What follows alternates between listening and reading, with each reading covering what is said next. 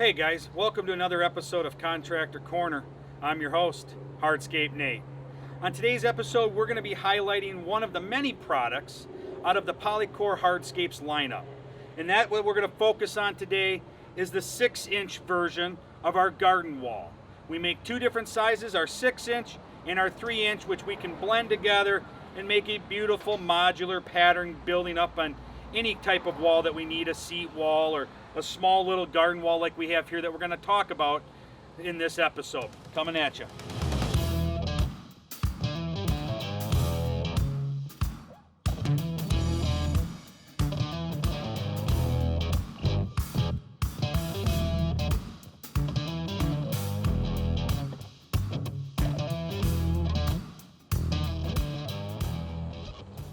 So I'm going to just walk you through a few things that we did to build this wall, the tools that we used, the steps that we took.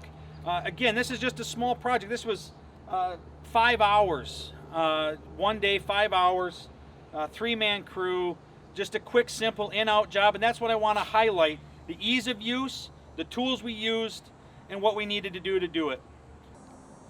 So construction of this little wall project is straightforward. There's nothing shocking here, nothing out of the ordinary. What we did was we excavated down to subgrade soil, being careful not to lose any of the dense graded base that was used for the sidewalk or the front entryway going up, not losing that in spill out as we excavated. So we did our excavation, we backfilled with 3/4 inch dense graded stone for our base, 4 inches thick, did our compaction with the pounder, the greatest piece of compaction equipment out there, one of my favorites from PaveTech. Check it out if you do not have one, because this was ideal for the tight confined space that we were working in. Got full compaction, no worries about settlement down the road. Great tool, check them out.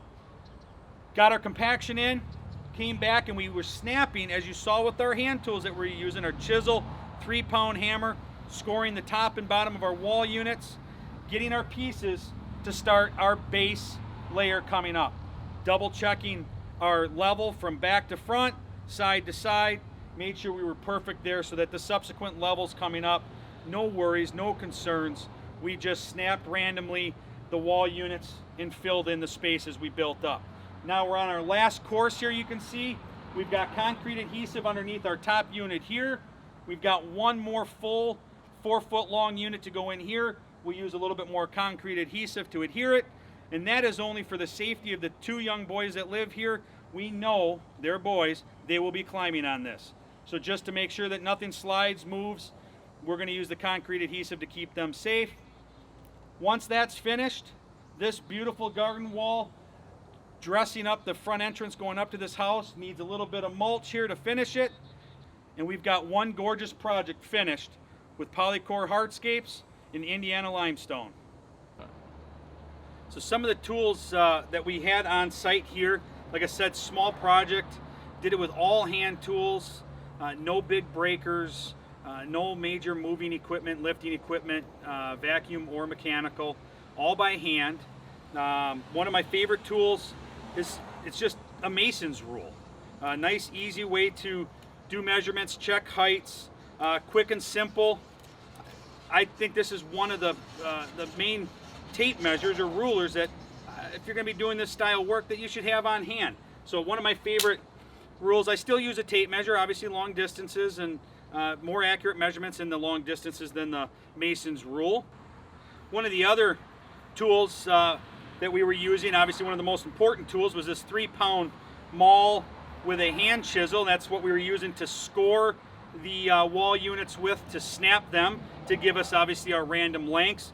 So this 3-pound maul, chisel with the hand guard, we would go through, score both sides, and then we came back and used this awesome, you've heard me talk about this hammer in many other videos, the Simplex 60.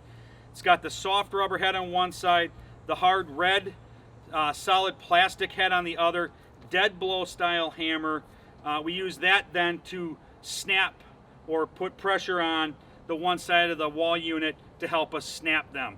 So this was our method to get around using large breakers for this style material. This is big, like I said, 6-inch wall material, 180 to 220 pounds a unit.